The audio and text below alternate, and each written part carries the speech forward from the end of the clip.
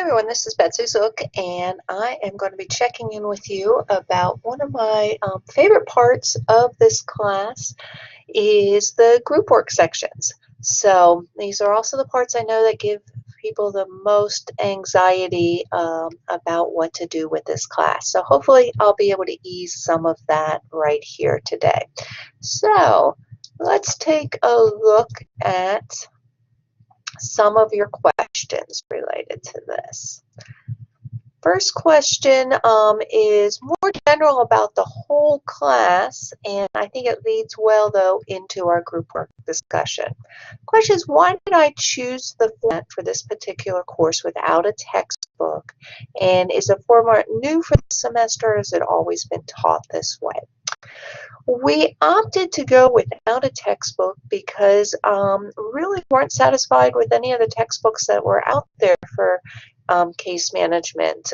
They were kind of costly, and they only covered part of the content that's important for working in our area using these skills. So felt that we could put together a better format and make it more practice with what you need to know to be able to do the skills for case management well. So that's what led to the decision. And is it new for this semester? No, it's not new for this semester. We've been evolving this course over several semesters and have been using this without a textbook for several years now.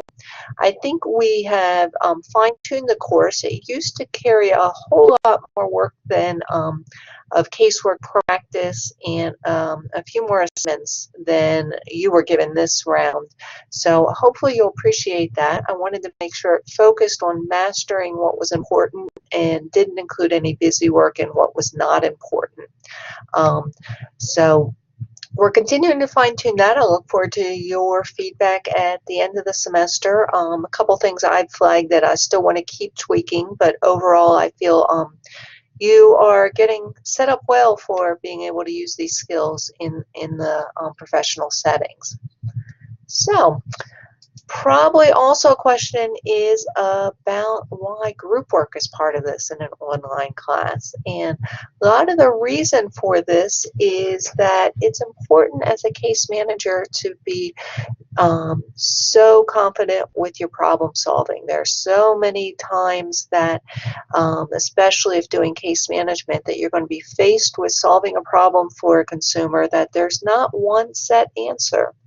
And if you are just sitting back that you don't feel confident that you know how to solve the problem, you're not going to be much help. Best persons doing this work when I worked as a manager were the ones that were just able to think it through and keep trying things when they were outside of their comfort zone. So that's why we keep pushing this way. So as you move into this group work assignment, I want you to be confident that you have now all the skills that you need to problem solve to figure your way through these assignments.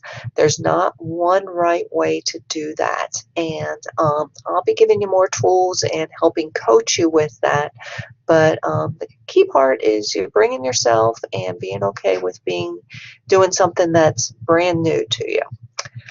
So first question is, this upcoming group work, will you make it easy to be able to take part? I know you're very good at making things simple for me. The simpler, the better. So hopefully that's what this video will help you with in some of the step-by-step instructions. And also a question was, I'd like to know more about what's required with this. So we're going to go ahead and switch screens, and I'm going to walk you through this now on Blackboard. So walk through, screen's going to change here. And we're going into Blackboard. So it's now open for Module 13. Module 13 and 14 are where you'll do the group work. We begin with Module 13. And the key things we're trying to learn here is practicing skills for communicating with team members. and then applying some of the first steps to a case scenario. We really just get the foundation set for Module 13, and then we move into Module 14. So here are the directions. I map out that this is a different type of assignment. You're going to have the same group for Modules 13 and 14.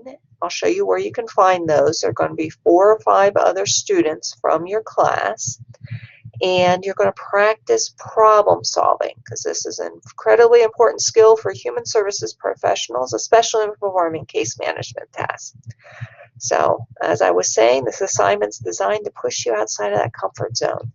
No one in your group has done this assignment before. That's specifically why I like it. There's not one exact way to do this, and part of your work is going to be figuring out what to do when you're frustrated, but not giving up. Let me underscore that, not giving up. So individually, here's what you're going to do. I'm going to take a peek at the group work rubric so you know how I'm going to be looking at this. You'll explore the group space, and I'll take a peek at that with you here in a moment. You're going to post to a group blog where this is you and your group members only, and introduce yourself. And here's the things I want you to talk about: what you've worked well, what's not worked well, what it's going to be helpful for your group members to know about you. Then I want you to read and comment on each one. So I know sometimes we do just talk to 1 or 2 persons. This one I want everyone to talk to everyone. If someone in your group's not posting yet, you're going to also have tools to reach out by email to, so to encourage them to jump in and help them. If you're figuring something out, pass it on. Then you can sample each of the tools that I give you to be working together. And here's the list of what they are. And then for full credit, you'll need to post and share throughout this week. So it's not something just to show up once. You're going to want to be posting back and forth to each other at least 7 times.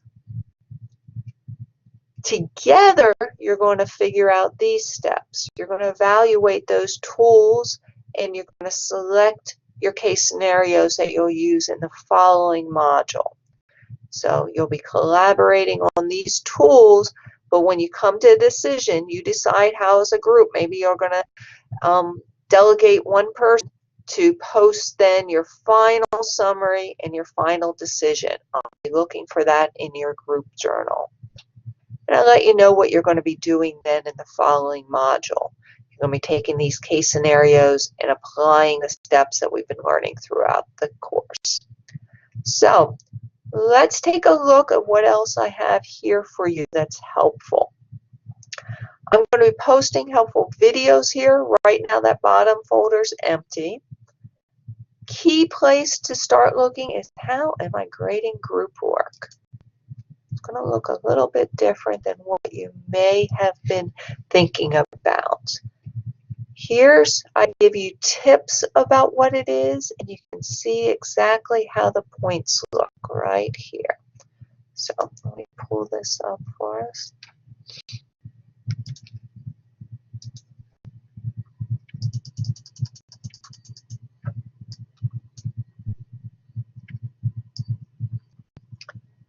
I grade 10 points on just how you individually participate. So that's all about you. I grade just 10 points on what you as your group produce on that group work. And then the next 3 are also all about you. How you demonstrate problem solving, how you communicate with your group members, and how you manage your time through this module. So different persons in your group may get different scores. So if your group creates a really good final part, everyone in the group gets the points for that group work. But if one person is not posting anything or not participating, they're going to score lower on these areas. So you can be a rock star on all of those areas and do very well in this project, even if your whole group falls a little bit shorter on your final of things you post. So hopefully that's helpful for understanding a little bit more about how I'm grading this. Let's go back inside the module again. We went through those directions. Where you're going to find your group. I have links here, and your page will probably just show your group. And it'll have your group members, your group tools. So here's group 1, and I'm hanging out inside there, but I'm not going to be doing any work. Just a quiet observer. You can reach out to me if you get stuck. Here's all the tools. So you're going to have a way to email each other, but you're going to have a place to post things back and forth, exchange files. You can even set up a chat room like we're have used in this class, and then your journal where you post things. Also along the left side, there's going to be a button for My Groups, and you can reach all of these things from the left side menu. This group of students, you'll have also another workspace with the same people for Module 14. So we'll check back here. We got the directions. We saw there's a specific rubric worth looking at, how to find your group, and then this folder, there are videos for the caseload that are new to everyone. You as your group decide on which ones you're going to work with for your final module, Module 14. So in Module 13, you're just making a group consensus. Watch through those, see which ones you think would be good for working with.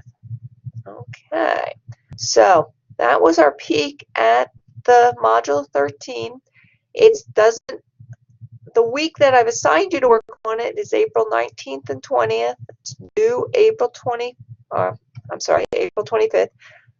Posting for your final work is due April 25th, but you should be working on it all along there. And to relieve some anxiety, I'm letting you get a head start, but recognize that some of your group members might not show up till the week of the 19th. This week we're working on Module 12 here and have the due date for April 18th.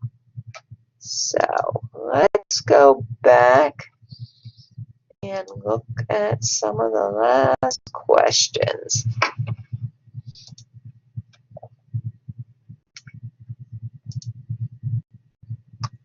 Walk through about what in general we're looking at this, and last question is how are we going to be sectioned off in groups. So I have assigned those groups for Module 13 and 14. You'll have a button inside the module to find your group space. You'll also have a button along the left side menu to go for your group. There's going to be about yourself and 4 or 5 other classmates. I'll be hanging out in the group space just for observing. And then what percent will be for the group assignment? I'm going to pull up, we're going to go look at the syllabus for this. Hopefully,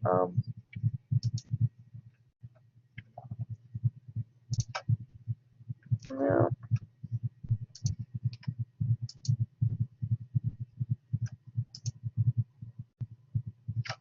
All right, in our syllabus, we have 40% is for the interactive assignments. So this was all of our class blogs, those peer reviews, and then the group work.